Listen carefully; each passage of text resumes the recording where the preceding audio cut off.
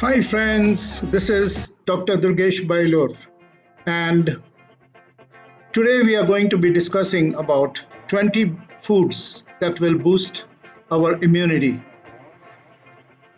Let me introduce myself as a professor of 30 years experience in the medical college, and also I have a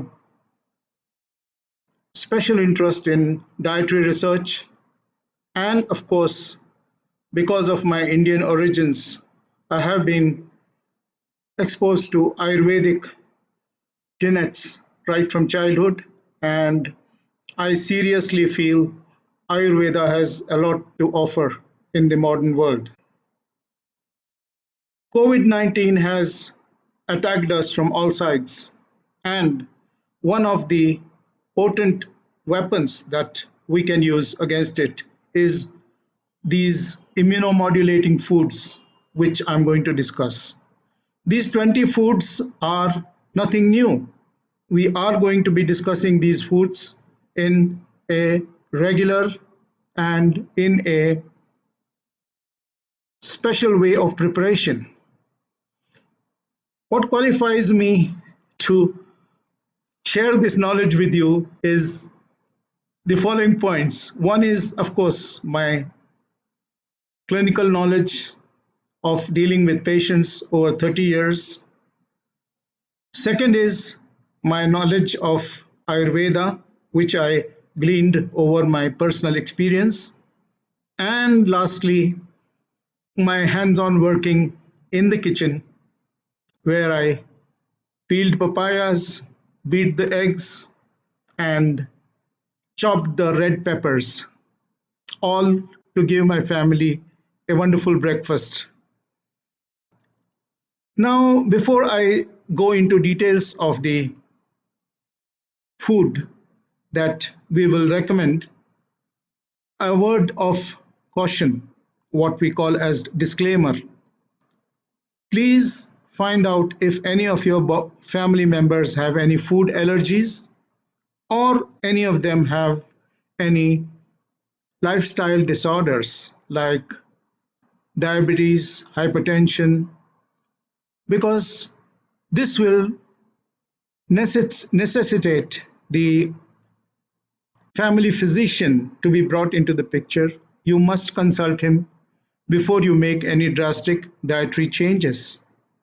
However, I know most of your family members are healthy, and please use these foods in a very creative menu design and enjoy breakfast, lunch, and dinner. And may your family live in a healthy, wealthy, and wise manner. Hi, guys. On my left, you will see a list of 10 foods that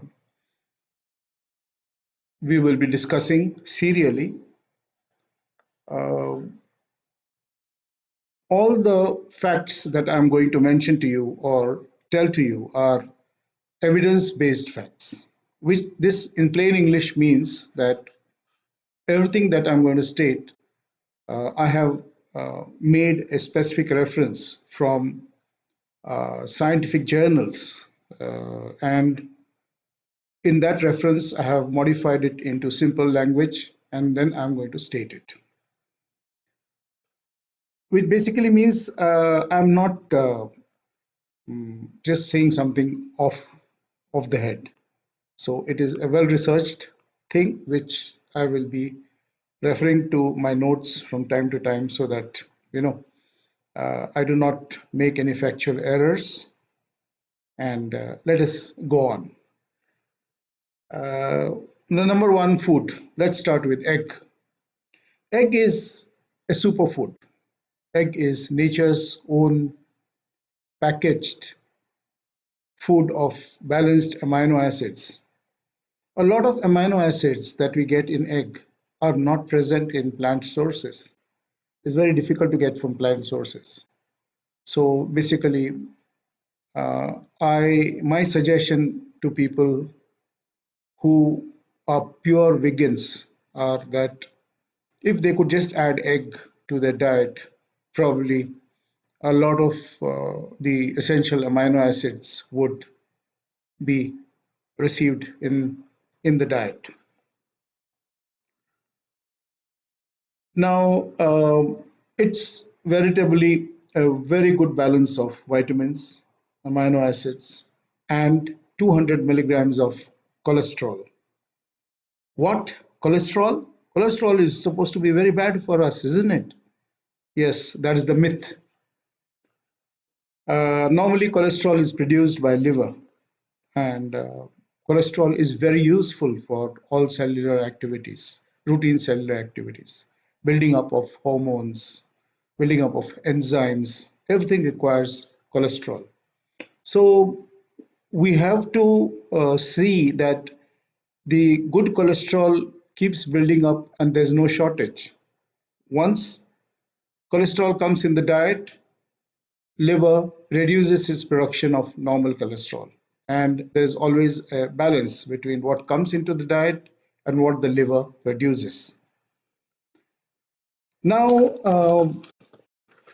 everything, uh, most studies have clearly said, especially those in the last 2 to 3 years, they have clearly mentioned. And these studies are not single studies, but they are what we call as meta-analysis studies.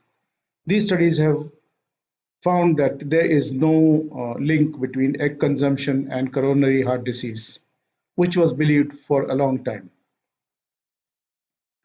Three specific nutrients are very, very important here. One is called as choline.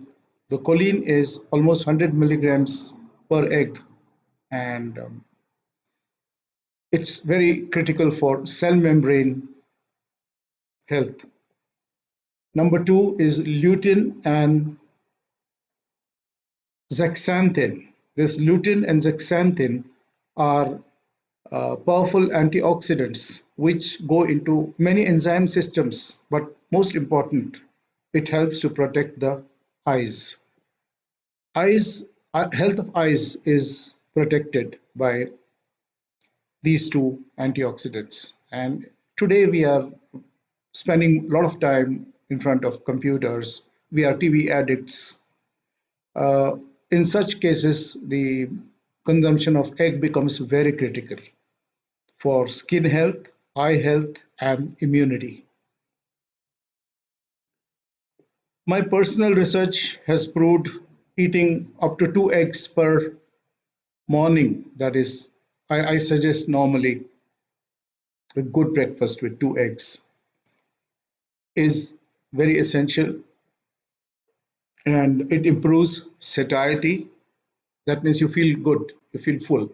And once you feel full, you may even think of skipping the lunch. And this ultimately, in long term, has shown that it will promote weight loss. Lastly, the essential amino acids directly help in building up of immunoglobulins. And this building up of immunoglobulins amplifies immunity to no extent. It helps immunity. Conclusion, eggs are good. Having them every day for breakfast is excellent. Now we go to the second list in the R list on the left. That is citrus fruits, amla, orange, musambi, and our good old lemon. All these are very easy to prepare. You can chop them and eat them, or you can squeeze them into a juice, eat, have, drink any one of these citrus fruits every day. Every day. So, egg and juice. This should be a standardized format. And in addition, you could have anything which you have regularly. Vitamin C, rich sources. Vitamin C is a water soluble vitamin found in all fruits that we discussed above. And daily requirement, varies from person to person between 70 to 100 milligrams per day. Vitamin C is a powerful antioxidant which strengthens the immune system directly. Vitamin C helps in those people to prevent hypertension. 500 to 700 milligrams of vitamin C in many studies have shown specifically to lower the heart disease, especially coronary. Those people who suffer from uric acid metabolism problems and they have gouty pains, vitamin C will relieve all the pains and ultimately give relief to these patients. Vitamin C boosts the lymphocytes and monocytes, and this protects us from free radicals. The free radicals, and these free radicals ultimately uh, prevent the wrinkling of the skin and has a very good positive impact on the skin. If we have any cuts or post surgery or any trauma, then wound healing is accelerated if you take healthy doses of vitamin C. In those people, especially the senior citizens who have deficiency of vitamin C, they are said to uh, have a problem in thinking logically and it impairs memory. Thus, vitamin C is very, very critical in a very broad areas of our activity, starting from immunity, starting from immunity to thinking to antioxidant activity to reduction of hypertensive status. And lastly, many of these studies over the last 7 to 8 years have clearly stated that cancer risk is reduced in those people who consume vitamin C regularly. So my suggestion in this area is please use either amla, orange, musambi, or good old common lemon, which is not common but loaded with vitamin C, and you can make it into a good sharbat and add a little salt, add a little sugar. You have a good old ORS going and loaded with vitamin C, and the benefits are tangible. Number three, let's look at onion. Onion is a wonderful cooking staple which is rich in phytochemicals and is again loaded with vitamin C. The following 5 points I would like to discuss regarding onions. Number one, fructans. Fructans is a soluble fiber which is very high in onion, and this goes into the colon undigested and it helps the colon bacteria. And it has also been termed, this fructans has been termed as a prebiotic. Basically, this means it helps the good bacteria in the colon. This helps the good bacteria in the colon to flourish, and these good bacteria are immune amplifiers. They help in. Second point is onion is very high in selenium. Now, selenium directly stimulates the all the functions, all the cells which protect us, which are called immune cells, all the white blood cells. In some part of the metabolism, selenium helps. The third point, that is, there is an antioxidant called quercetin. It is spelled with QUE, quercetin. Quercetin. Now, quercetin is very critical in arresting cancer growth. The cancer cells suddenly stop in their tracks if quercetin is introduced. And the red onions are very high in quercetin. Number four, sulfur-containing amino acids help to detoxify many of the chemicals that come into the body, and it's a great help to the liver in the detoxification process. The prebiotics help ultimately in very stable immunity. And it will surprise you to know that 50 to 70% of the good immunity comes from colon or the gut bacteria. And of course, onion helps in them. Next, we go to what WebMD calls as the immunity boosting superstar, garlic. Garlic or lasun is excellent. It's number one for immunity and for sexuality. Ancient Indian literature mentioned that garlic increases the sexual potency, and a lot of ancient books mention that newlywed couples must have garlic regularly in their diet. Garlic is known to lower blood pressure, increase feeling of well-being. Raw crushed garlic has maximum effect as antiseptic and was used in Second World War to ward off gangrene. However, now we have better medicaments to handle such things. Garlic is very rich in calcium, potassium, and loads of immune boosting sulfur compounds. Now, these sulfur compounds and uh, garlic are very strongly connected.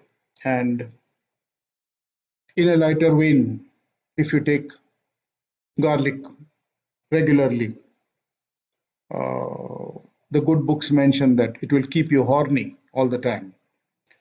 But looking at our Indian population of 1.4 billion, I don't think Indians really need uh, any help in that department. Now, let us look at red peppers. Now, red peppers, um, we call it in India as Simla mirchi. It comes in three colors: red, yellow, green. And it provides color and crunch to any of the dishes that you can add. I typically add red peppers to my omelette, and you get a double benefit of the immunomodulation of omelette, the red peppers, onion, and garlic all added to the omelette. Now, the red pepper helps uh, one very peculiar problem that occurs in males who are 60 and above. It is called as benign prostatic hypertrophy. It gives a good relief in people suffering from BPH, and it protects against conversion of this BPH into prostatic cancer. It definitely helps. There are at least 5 or 6 very high level studies which give evidence to that protection. Okay. Now, red peppers are rich in lycopene, which basically means it protects against cancers of pancreas, bladder, cervix. Always remember that whenever there's protection of cancer cells, immune system always is very important. Immune system is a part that keeps what is called as immunosurveillance or immunopolicing of the cancer cells. So whatever helps in immunity helps in cancer prevention. There's a link. Second point is capsaicin. Capsaicin decreases serum cholesterol and triglycerides, thereby cutting the risk of coronary heart disease as per the older references. Of course, it also helps in hypertension. Vitamin A, C, and K are directly helping to amplify the immune system. Red fibers, yellow fibers, red peppers and yellow peppers help because they are very high in fiber. And of course, anything high in fiber promotes colonic health, as we have discussed earlier.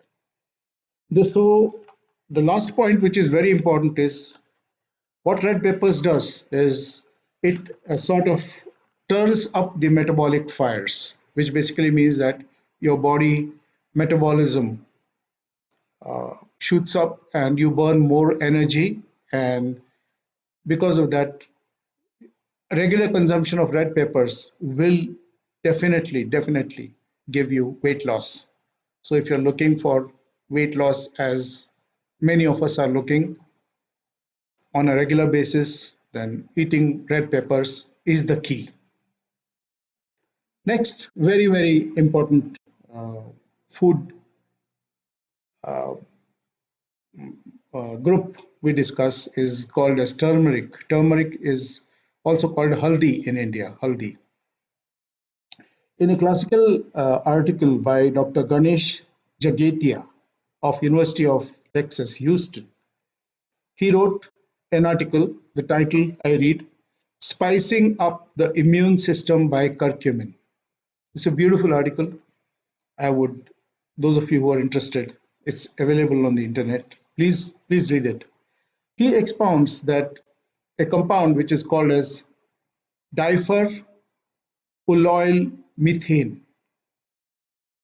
is a yellow compound which every Indian housewife uses to make her dal, make her sabzi, and in the night she also gives to her children in milk and warm milk. The turmeric is added and given to the children to drink in India. Now, all this is very good for our health, and it is an immunomodulator. Another incidental information: haldi is used in marriage ceremonies in India, traditional Indian marriage. There is something called as haldi ceremony. In that, the bride and the groom, a paste of turmeric is gradually massaged into the whole body of the bride and groom. It's supposed to make them, free from bacteria and viruses, and also make them feel good and healthy.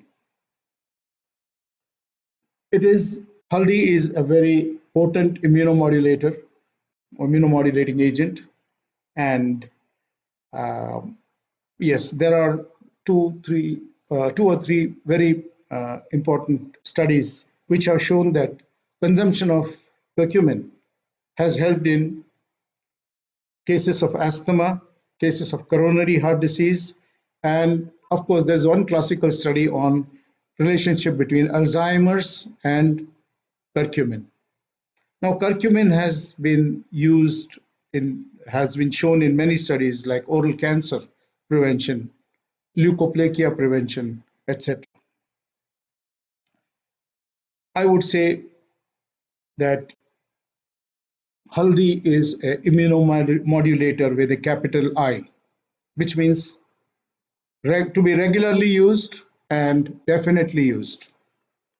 Next in line, number 7 is sprouted grains. Now, sprouted grains have been used traditionally in Indian cooking. I would say, as long as I remember, from my childhood, I would see my grandmother using the sprouted grains. But recent research has now amplified that uh, they are very critical for immunomodulation. And the enzyme systems which are activated on the fourth day as the grains are sprouting are very important and very good for health. Now, my mind goes back to a very old study in 1940. It was done by Clive McKay from Cornell University. But it's classical and it is timeless study. So I'm quoting that sprouts are low in calories, fat, and sodium. Number one. Number two, sprouting increases vitamin A by 300% and vitamin C by 500%. Vitamin E and beta carotene also gets activated in the sprouting, and all the above mentioned things help the immune system, strengthens the immune system. However, there's one word of caution which has come in many of the dietary journals. That is, as the grains are sprouting in a hot and humid climate with little water, there's also a chance that infections like salmonella and E. coli will may develop.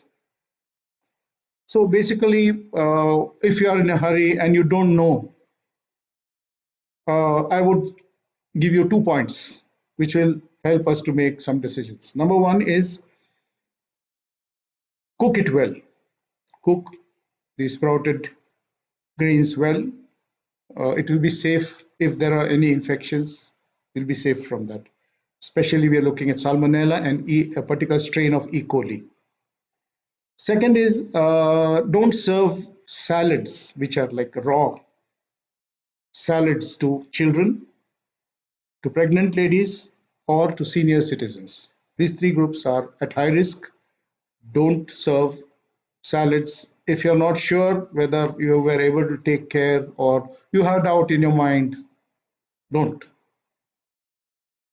Lastly, the high content of activated enzymes makes it very easy for sprouted grains to be digested, and uh, the sprouted grains being very high in iron and copper, they also boost RBC count, helps in anemia, helps in weight loss, and lastly, there is a constituent called silica, which is more in sprouted grains. And our dermatologists tell us that this silica regenerates skin connective tissue and thus helps to keep skin healthy.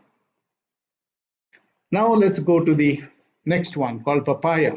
Now the papaya or pawpaw or carica papaya is a sweet, musky, butter-like consistency,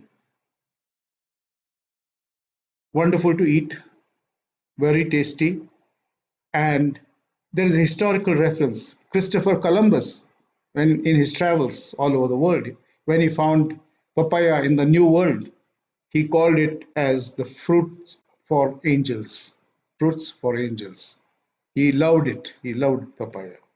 And as man traveled around to different parts of the world, from Central American regions, papaya spread out to all the areas. And today it is ubiquitously present everywhere.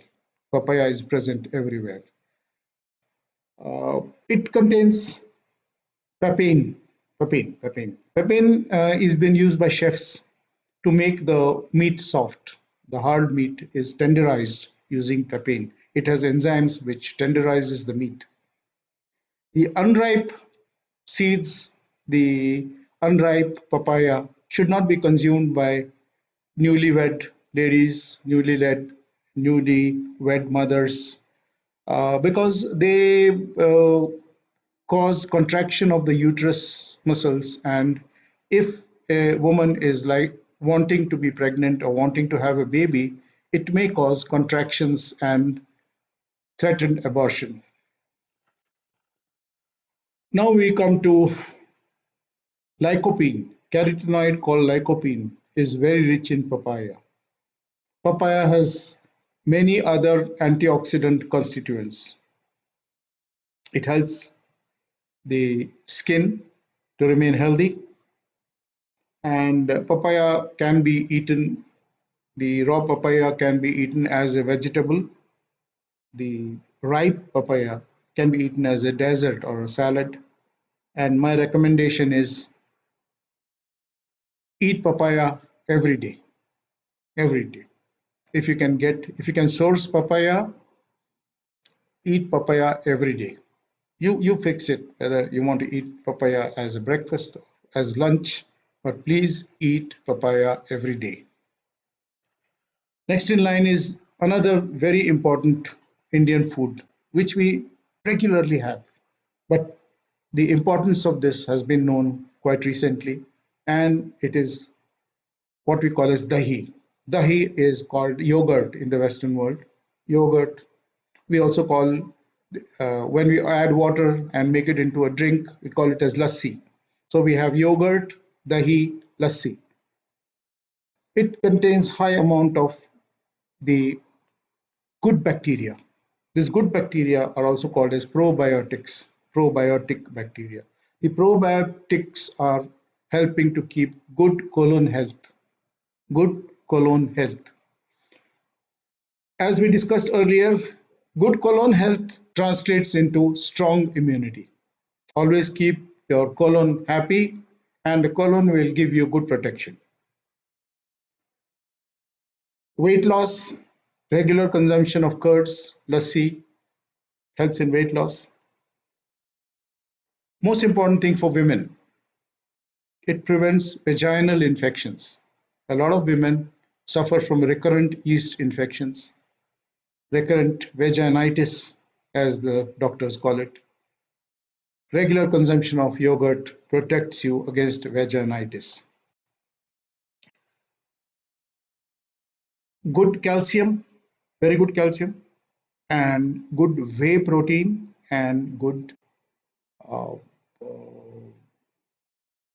good whey protein, and good what is that other protein called? Good whey protein and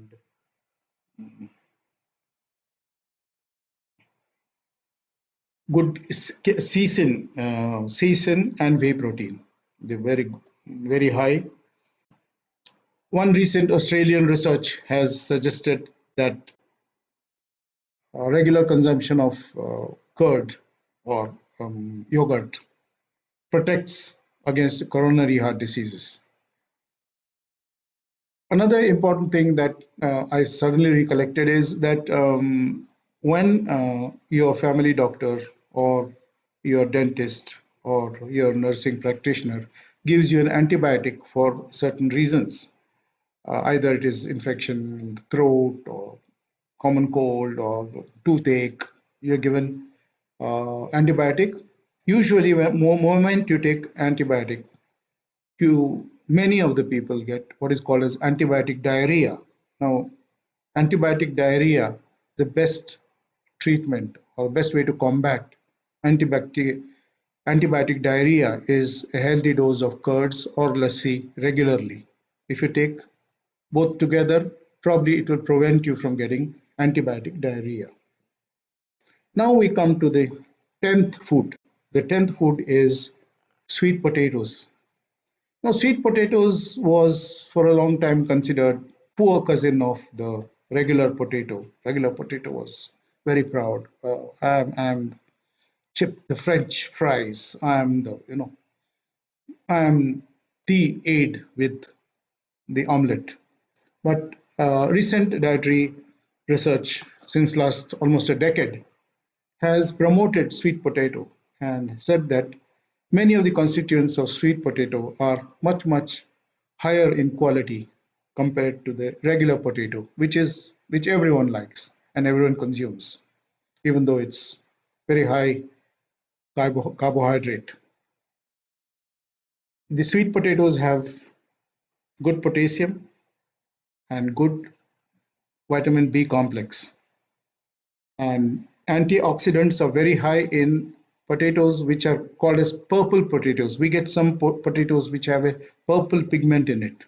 It's considered very good. Usually the purple pigmented potatoes are considered number one. If even a diabetic consumes potatoes in limited amounts, of course, uh, there is not a similar hike in the sugar level, serum glucose level, and controlled consumption of potatoes in the long term reduces the weight, because potato creates a lot of satiety. It it satisfies your hunger pangs and keeps you happy. Lower blood pressure because of potassium content. Blood pressure is lowered, and this is one of the cardinal benefits of taking sweet potato at least 3 times in a week. I would say using sweet potato as a side dish. We Indians love to have something called as pakoda. We make pakodas out of onion, potatoes, and so a sweet potato pakoda will satisfy your craving, and especially on a rainy day, if you want to make pakodas, make sweet potato pakodas. It will satisfy your craving, make you happy, and give you all the benefits that I mentioned earlier.